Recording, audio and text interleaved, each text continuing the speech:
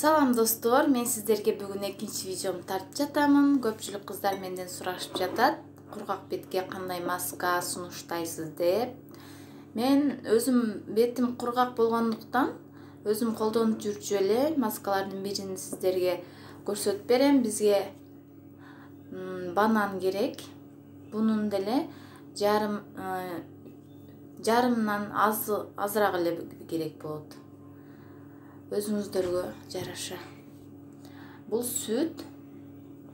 Мен уже өзүмө даярдап алдым. Ушинтип кашага окшоп калат. Азыр өзүм бетиме сүйкөп сиздерге көрсөтүп берем. Бул аябай жакшы. Мен постоянно эле ушинтип колдоном. Сиздер да жасап көрүшүңүздөрдү сунуштаймын. Аябай жакшы.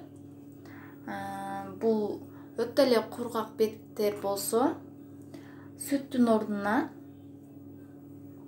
сливки кошсоңуздар болот. Сливки менен бананды эзип алып эле маска даярдап колдонсоңуздар болот. Бетиңиздер майлуу болсо, банандын өзүн эле эзип алып сүйкөй бересиздер. Бунун эч кандай зыяны жок. Аллергия деле болбойсуздар. Бул аябай жагымдуу бетке. Өзүңүздөр колдонуп көрүңүздөр, анан билесиздер. Бул масканы деле 15 минутта тургузабыз. 15 минутта туруп, анан соң жууп салабыз. Бетиңиздерге биринчи эле маска жасаганда результат билинет, сиздерге аябай жагат.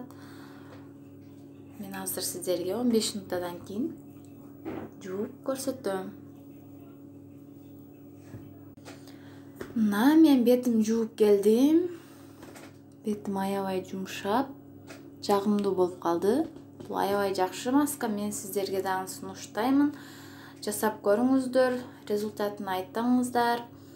Өзүңүздөрдүн ой пикириңиздер болсо, сунуштарыңыздар болсо, комментарийге жазып кетиңиздер. Мен сиздерге албетте видеоролик кылып чыгарышка аракет кыламын.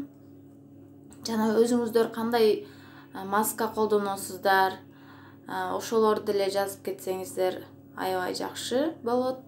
Калган видеороликте көрүшкөнчө сак саламатта туруңуздар. Пока.